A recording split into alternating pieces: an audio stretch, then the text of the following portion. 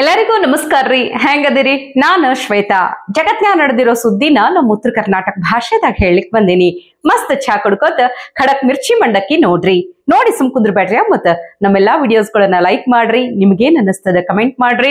ನಿಮಗ್ ಗೊತ್ತಿದ್ದವ್ರಿಗೆಲ್ಲ ಶೇರ್ ಮಾಡ್ರಿ. ಇನ್ನು ನಮ್ಮ TV Vikrama digital channel subscribe ಮಾಡುವುದಂತೂ ನೆನಪಾರ್ಬೇಡ್ರಿ. ಒಂದ್ ಕಡೆ ಕಾಂಗ್ರೆಸ್ ಈ ಅಮಿತ್ ಶಾ ಅಂಬೇಡ್ಕರ್ ವಿಚಾರದಾಗ ಗದ್ಲೆಬ್ಬಿಸಿ ತನ್ನದೇ ಆದ ರೀತಿನ್ಯಾಗ ಪ್ರತಿಭಟನೆ ಬಂದ ಅದು ಇದು ಮಣ್ಣು ಸುಡುಗಾಡು ಮಾಡ್ಕೊ ತಿರ್ಗಾಡ್ಲಿಕ್ಕತ್ತದ. ಇನ್ನು ಮತ್ತೊಂದ್ ಕಡೆ ಬೆಳಗಾವಿದಾಗ ಗಾಂಧಿ ಭಾರತ ಸಮಾವೇಶ ಮಾಡ್ಲಿಕ್ ಸಜ್ಜಾಗಿ ನಿಂತದ. ಆದ್ರೆ ಕಾಂಗ್ರೆಸ್ನವ್ರು ಮಾಡುವಂತಹ ಈ ಎಲ್ಲಾ ಕಿತಾಪತಿಗಳಿಗೆ ಸರಿಯಾಗಿ ಉತ್ತರ ಕೊಡ್ಲಿಕ್ಕ BJP fire brand Basanagouda Patil Yatnal ಅವರು ಭಾರಿ ಎಂಟ್ರಿ ಕೊಟ್ಟಾರ. ಅವರು ಮಾತಾಡಿದ್ರ ಆಯ್ತು ನೋಡ್ರಿ, ಆ ಮಾತಿಗೆ ಒಂದು ಭಾರಿ ತೂಕ ಇರ್ತದ. ಇಡೀ ಸಮಸ್ಯೆಯ ಮೂಲಕ್ಕೆ ಹೋಗ್ಬಿಡ್ತಾರ. ಅವ್ರ ಬೇರೆ ಸಮೇತ ಕಿತ್ತು ಒಗೆದು ಬಿಡ್ತಾರ. ಮತ್ತಿನ್ನೇನ್ ಹೇಳ್ರಿ, ಖರೆ ಕಾಳಜಿ ಅಂಬೇಡ್ಕರ್ ಅವ್ರ ಬಗ್ಗೆ ಕಾಂಗ್ರೆಸ್ನವ್ರಿಗೆ ಕಾಳಜಿ ಇತ್ತು ಅಂತಂದ್ರ ನಾನೇ ವಿಧಾನಸಭೆದಾಗ ಹೇಳಿದ್ದೆ.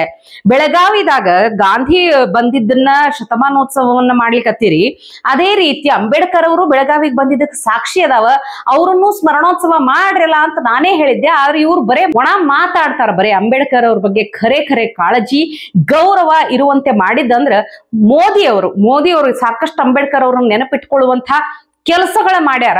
ಆದ್ರೆ ಕಾಂಗ್ರೆಸ್ನವರು ಬರೇ ಒಣ ಮಾತಾಡ್ಕೋತ ತಿರುಗಾಡ್ತಾರ ಅನ್ನೋದ್ರ ಬಗ್ಗೆ ಯತ್ನಾಳ್ ಅವ್ರು ಭಾರಿ ಮಾತಾಡಾರ. ಅಷ್ಟೇ ಅಲ್ಲ, ಬೇರೆ ಸಮೇತ ಕಿತ್ತು ಒಗಿತಾರ ಅಂತಂದೆ ಮೂಲಕ ಹೋಗ್ಬಿಟ್ಟಾರ. ಗಾಂಧಿನ ಶತಮಾನೋತ್ಸವ ಮಾಡ್ಲಕ್ಕ ಇವ್ರ ಅಸಲಿ ಗಾಂಧಿಗಳೇ ಅಲ್ಲ ಅಂತ ಅಲ್ಲಿಗತ್ತಾರ. ಕೇಳ್ರಿ ಅವ್ರ ಮಾತು. ಅದು ಮೂಲ ಕಾಂಗ್ರೆಸ್ನ ಅಧಿವೇಶನ ಅಲ್ಲ, ಇವತ್ತಿನ ನಕಲಿ ಕಾಂಗ್ರೆಸ್ನ ಅಧಿವೇಶನ. ಮತ್ತು ಸರ್ಕಾರ ದುಡ್ಡು ಅದಕ್ಕೆ ಗಾಂಧಿ ಹೆಸರಲ್ಲೇ ಇವತ್ತು ಇಲ್ಲಿ ದೇಶದಲ್ಲಿರುವುದು ನಕಲಿ ಗಾಂಧಿಗಳು. ಆ ಗಾಂಧಿ ಅನ್ನೋ ಅಡ್ಡ ಹೆಸರೇ ಅವ್ರದ್ದಲ್ಲ.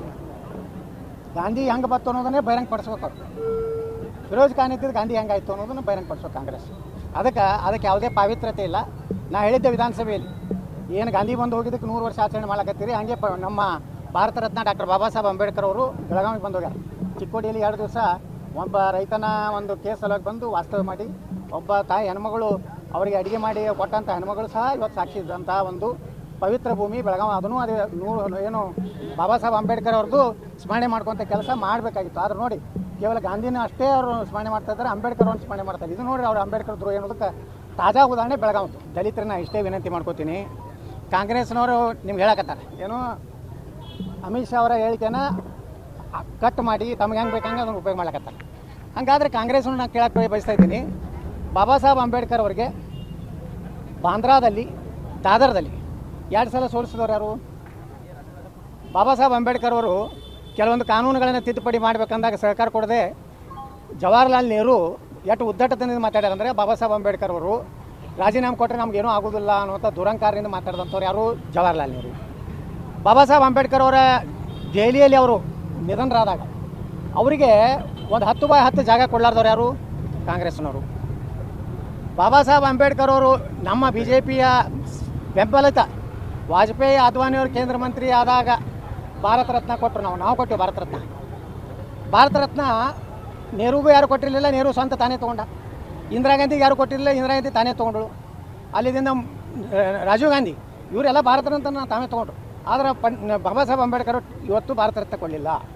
ಮತ್ತು ಪಂಚತೀರ್ಥ ಅಂತೇಳಿ ನಮ್ಮ ಪ್ರಧಾನಮಂತ್ರಿ ನರೇಂದ್ರ ಮೋದಿಯವರು ಎಲ್ಲಿ ಇಂಗ್ಲೆಂಡ್ನಲ್ಲಿ ಕಲಿತಂಥ ಅವರ ರೂಮ್ ಇರ್ಬೋದು, ಅದೇ ರೀತಿ ಏನು ದೆಹಲಿಯಲ್ಲಿ ಅವ್ರ ಪ್ರಾಣವನ್ನು ಬಿಟ್ಟಂಥ ಆ ಮನೆ ಇರ್ಬೋದು, ಅದೇ ರೀತಿ ಮುಂಬೈದಲ್ಲಿ ಏನವ್ರ ಅಂತ್ಯಕ್ರಿಯೆ ಆಯ್ತಲ್ಲ, ಯಾವ ಬಾಬಾ ಸಾಹೇಬ್ ಅಂಬೇಡ್ಕರ್ ಅವರಿಗೆ ದಿಲ್ಲಿಯಿಂದ ಮುಂಬೈಗೆ ಆ ಪಾರ್ಥಿವ ಶರೀರ ತರಲಿಕ್ಕೆ ಸಹ ವಿಮಾನದ ವ್ಯವಸ್ಥೆನೂ ಮಾಡಲಿಲ್ಲ. ಸ್ವತಃ ಬಾಬಾ ಸಾಹೇಬ್ ಅಂಬೇಡ್ಕರ್ ಅವರ ಕಾರ್ ಮಾರಿ ಆ ಬಂದಂಥ 5,000 ರೂಪಾಯಿ ಹಣದಲ್ಲಿ ಅವರ ಒಂದು ವಿಮಾನದ ಹಣ ಇದು ಏನು ಅದನ್ನು ಬಾಡಿಗೆ ತುಂಬಿ ತೊಗೊಂಡು ಬರೋಂಥ ಪರಿಸ್ಥಿತಿ ಆಯಿತು. ಇದು ನಾ ಹೇಳ್ತಾ ಇಲ್ಲ, ವಿಧಾನಸಭೆಯಲ್ಲಿ ಕಾಂಗ್ರೆಸ್ಸಿನ ನಾಯಕ ಮಾಜಿ ಸ್ಪೀಕರ್ ರಮೇಶ್ ಕುಮಾರ್ ಅವರು ಹೇಳಿದಂಥ ದಾಖಲೆ ಇದೆ. ಇದಕ್ಕೆ ಮೊದಲು ಕಾಂಗ್ರೆಸ್ನವ್ರು ಉತ್ತರ ಕೊಡಲಿ. ಸಂವಿಧಾನವನ್ನು ಇವತ್ತೇನಾರು ಈ ದೇಶದಲ್ಲಿ ಸಂವಿಧಾನ ಉಳಿಬೇಕಾದ್ರೆ ಈ ದೇಶ ಸನಾತನ ಹಿಂದೂ ಧರ್ಮ ಉಳಿದ್ರೆ ಸಂವಿಧಾನ ಉಳಿತದೆ. ಇವತ್ತು ಬಾಂಗ್ಲಾದಲ್ಲಿ ಯಾಕೆ ಸಂವಿಧಾನ ಇಲ್ಲ? ಇವತ್ತು ಪಾಕಿಸ್ತಾನದಲ್ಲಿ ಯಾಕೆ ನಮ್ಮ ಸಂವಿಧಾನ ಇಲ್ಲ? ಅಲ್ಲಿ ಇಸ್ಲಾಂ ಯಾಕೆ ಬಂತು? ಇದಕ್ಕೆಲ್ಲದಕ್ಕೂ ಉತ್ತರ ಕಾಂಗ್ರೆಸ್ ಹೇಳಬೇಕಾಗ್ತದೆ. ಕಾಂಗ್ರೆಸ್ಸು ಇವತ್ತು ಬಾಬಾ ಸಾಹೇಬ್ ಅಂಬೇಡ್ಕರ್ ಅವರ ಸಂವಿಧಾನವನ್ನು ಒಪ್ಪಿಲ್ಲ, ಕೇವಲ ಪುಸ್ತಕ ತೋರಿಸ್ತಾರೆ. ಆದರೆ ಇವತ್ತೆಲ್ಲ ಜಾರಿ ಮಾಡಿದಂಥದ್ದು ನರೇಂದ್ರ ಮೋದಿಯವರು. ಅಮಿತ್ ಶಾ ಅವರು ಏನು ಹೇಳಿಕೆ ಹೋಗಿದ್ದಾರೆ ಅಲ್ಲಿ, ಅಂಬೇಡ್ಕರ್ ಅವ್ರಿಗೆ ಇಷ್ಟೆಲ್ಲ ಅಪಮಾನ ಮಾಡಿದ್ರಿ, ಏನು ನೈತಿಕತೆ ಅಂತ ಕೇಳ್ಯಾರ. ಏನು ತಪ್ಪೇನೈತಿ? ಆ ಹೇಳಿಕೆಯನ್ನು ತಿರುಚಿ ತಮಗೆ ಹೆಂಗೆ ಯಾವಾಗಲೂ ಕಾಂಗ್ರೆಸ್ ಇದೇ ಮಾಡ್ಕೊತ ಬಂದಿದೆ. ಖರೇದ ನೋಡ್ರಿ, ಒಣ ಮಾತಿಗಿಂತ ಒಣ ಕೃತಿ ಲೇಸು ಅನ್ನುವಂಗ ಸಂವಿಧಾನದ ಪುಸ್ತಕ ಇಟ್ಕೊಂಡು ಪೋಸ್ ಕೊಡೋದು ಅಷ್ಟ ಆಯ್ತು ಕಾಂಗ್ರೆಸ್ನವ್ರದ್ದು. ಖರೆ ಸಂವಿಧಾನ ಉಳಿಯುವಂತ ಕೆಲಸ ಮಾಡ್ಲಿಕ್ಕತ್ತಿದ್ದು ಮೋದಿ ಅವರು. ಯಾಕಂದ್ರೆ ಹಿಂದುತ್ವ ಸನಾತನ ಧರ್ಮ ಉಳಿದ್ರ ಸಂವಿಧಾನ ತಾನಾಗೆ ಉಳಿತದಂತ ಯತ್ನಾಳ್ ಅವ್ರು ಹೇಳಿದ್ದು ಬಹಳ ಅರ್ಥಗರ್ಭಿತವಾಗಿತ್ತು. ಇದು ತಿಳಿದವ್ರಿಗೆ ಅರ್ಥ ಆದ್ರ ಚಲೋ ಅದ ನೋಡ್ರಿ.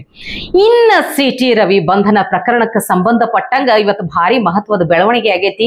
ಖಾನಾಪುರ ಸ್ಟೇಷನ್ ಆಗಿದ್ದಂತ ಸಿಪಿಐ ಮಂಜುನಾಥ ನಾಯಕ್ ಅವರನ್ನ ಅಮಾನತು ಮಾಡಿ ಐಜಿಪಿ ವಿಕಾಸ್ ಕುಮಾರ್ ಅವ್ರ ಆದೇಶ ಹೊರಡಿಸ್ಬಿಟ್ಟಾರ. ಕಾರಣ ಏನಂತ ಕೇಳ್ರಿ ಹೇಳ್ತೀನಿ. ಈ ಸಿಪಿಐ ಮಂಜುನಾಥ ನಾಯಕ್ ಅವ್ರು ಏನ್ ಮಾಡ್ಯಾರ ಅಂದ್ರ ಸರಿಯಾಗಿ ಬಂದೋಬಸ್ತ್ ಮಾಡಿರ್ಲಿಲ್ಲಂತ. ಅಲ್ಲಿಗೆ ಬಂದಂತಹ ರಾಜಕೀಯ ಮುಖಂಡರನ್ನ ಸ್ಟೇಷನ್ ಒಳಗ ಹಂಗ ನುಗ್ಗು ಬಂದ್ಬಿಟ್ರತ್.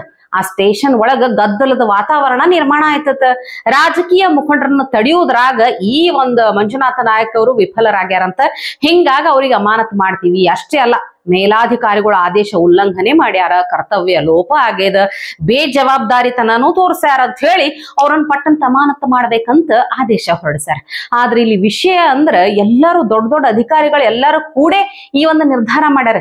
ಇನ್ನ ಮಜಾಕಿನ ವಿಷಯ ಏನಂತಂದ್ರ ವಿರೋಧ ಪಕ್ಷದ ನಾಯಕ ಆರ್ ಅಶೋಕ್ ಅವ್ರು ಮಾತಾಡ್ತಾರ, ಹೇಳ್ತಾರ ಅವರು ಅವತ್ತಿನ ದಿನ ಬರೇ ಒಂದು ಕಂಪ್ಲೇಂಟ್ ಕೊಡ್ಲಿಕ್ಕೆ ಹೋದ್ರ ಅವ್ರಾಗಿರಬಹುದು, ಯತ್ನಾಳ್ ಅವ್ರಾಗಿರಬಹುದು, ಎಲ್ಲಾ ವಿರೋಧ ಪಕ್ಷದ ನಾಯಕ, ಮೇಲ್ಮನೆ ವಿರೋಧ ಪಕ್ಷದ ನಾಯಕ, ಕೆಳಮನೆ ನಾಯಕರು, ಇಂಥ ಒಂದು ಸಂವಿಧಾನಬದ್ಧ ಒಂದು ಸ್ಥಾನದಾಗಿದ್ದಂಥವ್ರಿಗೆ ಇಷ್ಟು ಅಂದ್ರ ಬರೇ ಒಂದು ಕಂಪ್ಲೇಂಟ್ ಇಂದ ಎಕ್ನಾಲೇಜ್ಮೆಂಟ್ ಕೊಡ್ಲಿಕ್ಕೆ 4-5 ತಾಸು ಹೊರಗೆ ಕಾಯ್ಸ್ಯಾರಂತ.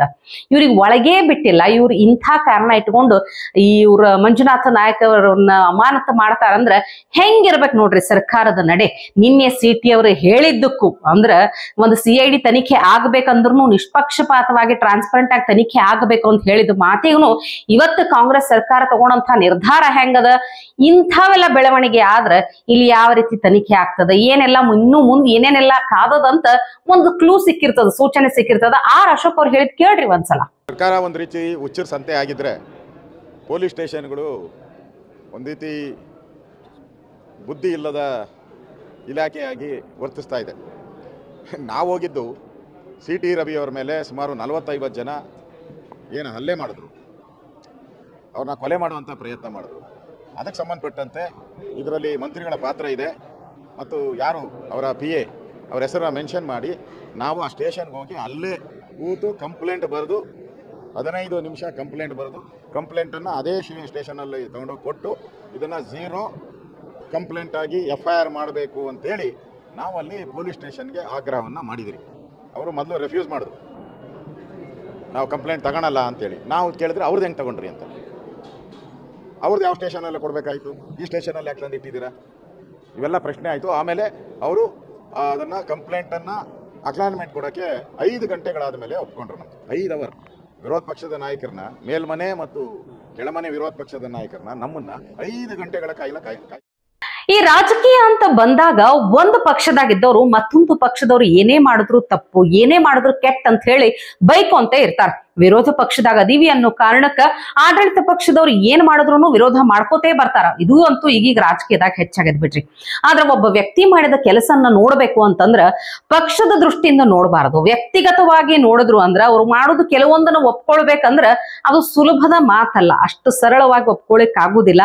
ಆ ವಿಷಯದಾಗ ಡಿಫ್ರೆಂಟ್ ಆಗಿ ನಿಲ್ಲುವಂಥವ್ರಂದ್ರ ಮಾಜಿ ಸಂಸದ ಪ್ರತಾಪ್ ಸಿಂಹ ಅವ್ರು ಇವತ್ತು ಒಂದು ಮಾತಾಡ್ತಾರ. ಅವರು ಮೈಸೂರಿನ್ಯಾಗ ಒಂದು ರಸ್ತೆಗೆ CM ಸಿದ್ದರಾಮಯ್ಯನವರ ಹೆಸರಿಡುವಂತ ವಿಚಾರದಾಗ ಸಣ್ಣತನ ತೋರಿಸ್ಬೇಡ್ರಿ. ಯಾಕಂದ್ರೆ ಮೈಸೂರಿನಾಗ ಎಷ್ಟೋ ರಸ್ತೆಗಳಿಗೆ ಸಂಬಂಧ ಇಲ್ಲ, ಸೂತ್ರಿಲ್ಲ, ಯಾರ್ಯಾರ್ದೋ ಹೆಸರಿಟ್ಟಾರಂತ CM ಸಿದ್ದರಾಮಯ್ಯನವ್ರ ಹೆಸರಿಡುವುದ್ರಾಗ ತಪ್ಪಿಲ್ಲ. ಯಾಕಂದ್ರೆ ಮೈಸೂರಿನಾಗೆ ಅವ್ರು ಕೊಟ್ಟಂತ ಕೊಡುಗೆ ಬಹಳ ಅದ ಅಂತ ಹೇಳಿ ಮುಕ್ತವಾಗಿ ಹೊಗಳಾರ. ಇದು ಬಹಳ ಅಪರೂಪ ಅಂತ ಅನಿಸ್ತದ ನೋಡ್ರಪ್ಪ. ಸಿದ್ದರಾಮಯ್ಯನವ್ರ ವಿಚಾರಕ್ಕೆ ಬಂದಾಗ ಈ ಮೈಸೂರು ಮಹಾನಗರ ಪಾಲಿಕೆಯಲ್ಲಿ ಯಾರ್ಯಾರ ಹೆಸರಿಟ್ಟಿಲ್ಲ ಇಟ್ಕೊಳ್ಳಿ. ಮಾಜಿ ನಗರ ಪಾಲಿಕೆ ಸದಸ್ಯರುಗಳ ಹೆಸರನ್ನು ಸರ್ಕಲ್ಗೆ, ದೊಡ್ಡ ದೊಡ್ಡ ಸರ್ಕಲ್ಗಳಿಗೆ ಇಟ್ಟಿದ್ದೀವಿ, ರಸ್ತೆಗಳಿಗೆ ಇಟ್ಟಿದ್ದೀವಿ. ಈ ದೇಶಕ್ಕೆ ಸಂಬಂಧಪಡದೇ ಇದ್ರೂ ಕೂಡ ಪ್ರಜಾತಂತ್ರಕ್ಕೋಸ್ಕರ ಹೋರಾಟ ಮಾಡಿದ್ರು ಅಂತ ಹೇಳ್ಬಿಟ್ಟು ನೆಲ್ಸನ್ ಮಂಡೇಲಾ ಹೆಸರು ಇಟ್ಟಿದ್ದೀವಿ. ಹಾಗಿರಬೇಕಾದ್ರೆ ಸಿದ್ದರಾಮಯ್ಯನವರು ಹೇಳಿ ಕೇಳಿ ಮೈಸೂರಿನ ಒಬ್ಬ ಸುಪುತ್ರ. ನಾವು ಅವರು ಸೈದ್ಧಾಂತಿಕವಾಗಿ ರಾಜಕೀಯವಾಗಿ ಭಿನ್ನ ಪಕ್ಷದಲ್ಲಿರ್ಬೋದು. ಸೈದ್ಧಾಂತಿಕವಾಗಿ ನಾನು ಅವ್ರನ್ನ ಇವತ್ತೂ ವಿರೋಧಿಸ್ತೇನೆ. ಹಿಂದುತ್ವದ ವಿಚಾರ ಬಂದಾಗಿರ್ಬೋದು, ಮಹಿಷಾ ದಸರಾ ಇರ್ಬೋದು, ಅವ್ರನ್ನ ಕಡಾಖಂಡಿತವಾಗಿ ವಿರೋಧಿಸ್ತೀನಿ. ಆದರೆ ಅವರು ಮೈಸೂರಿನ ಸುಪುತ್ರ, 2ನೇ ಸಾರಿ ಮುಖ್ಯಮಂತ್ರಿಯಾಗಿದ್ದಾರೆ. ಕರ್ನಾಟಕದ ಇತಿಹಾಸದಲ್ಲಿ ಯಾವೊಬ್ಬ ವ್ಯಕ್ತಿಗೆ ಆಬ್ಸಲ್ಯೂಟ್ ಮೆಜಾರಿಟಿನ 2ನೇ ಸಾರಿ ಕೊಟ್ಟಿದ್ದಾರೆ ಹೇಳಿ. ಅವರೊಬ್ಬ ಪಾಪ್ಯುಲರ್ ಚೀಫ್ ಮಿನಿಸ್ಟರ್ ಹೌದು, ಪಾಪ್ಯುಲರ್ ಪಾಲಿಟಿಷಿಯನ್ ಕೂಡ ಹೌದು. ಮೊದಲನೇ ಸಾರಿ 119 ಸೀಟು, ಈ ಸಾರಿ 136 ಸೀಟ್ ಕೊಟ್ಟಿದ್ದಾರೆ ಅವರಿಗೆ. ಅದ್ರ ಜೊತೆಗೆ ಮೈಸೂರಿಗೆ ವಿಚಾರಕ್ಕೆ ಬಂದರೆ ಸಿದ್ದರಾಮಯ್ಯ ಸಾಹೇಬ್ರ ಕೊಡುಗೆ ಇದೆ. ಇನ್ನು ಇವತ್ತಿನ ಮಿರ್ಚಿ ಮಂಡಕ್ಕಿದಾಗ ಲಾಸ್ಟಿಗೆ ಒಂದು ಭಾರಿ ಅದ್ಭುತವಾದ ವಿಡಿಯೋ ತಗೊಂಡು ಬಂದಿನಿ. ಪ್ರತಿಯೊಬ್ಬರು ಸ್ಕಿಪ್ ಮಾಡ್ಲಾರ್ದೆ ನೋಡ್ಲೇಬೇಕು, ನೋಡಿ ಕಲಿಬೇಕು, ತಿಳ್ಕೊಳ್ಳೇಬೇಕು. ಯಾಕಂದ್ರ ಇಲ್ಲಿ ತನಕ ಎಲ್ಲೂ ಕಂಡು ಕೇಳರಿಯದ ಒಂದು ಅದ್ಭುತ ಕಲೆ, ಒಂದು ಭಾರಿ ಪ್ರತಿಭೆ ವಿಡಿಯೋ ಅದ. ಬಹಳ ಆಯ್ತಲ್ಲ ಬಿಲ್ಡಪ್ಪ, ಮೊದಲು ವಿಡಿಯೋ ನೋಡ್ಕೊಂಡು ಬರ್ರಿ. फोर्क एंड नाइफ के साथ अगर बनाना खाना पड़े तो उसके लिए बनाना के दोनों एंड पार्ट्स को पहले काटें और प्लेट के टॉप पर बाएं जानब रखें.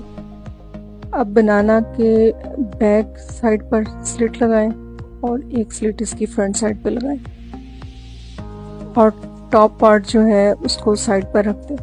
एहतियात के साथ उसको उतारते हुए आप इसको साइड पे रख दें. बनाना का टॉप पार्ट हटाने के बाद अपने लेफ्ट हैंड से खाते हुए उसको राइट हैंड की तरफ आना है. यानी जिस हैंड में आपके फोक पकड़ा हुआ है उधर से आप खाते हुए बनाना को अपने राइट हैंड की तरफ छोटे छोटे बाइट्स में खाते हुए इसको फिनिश कर दें.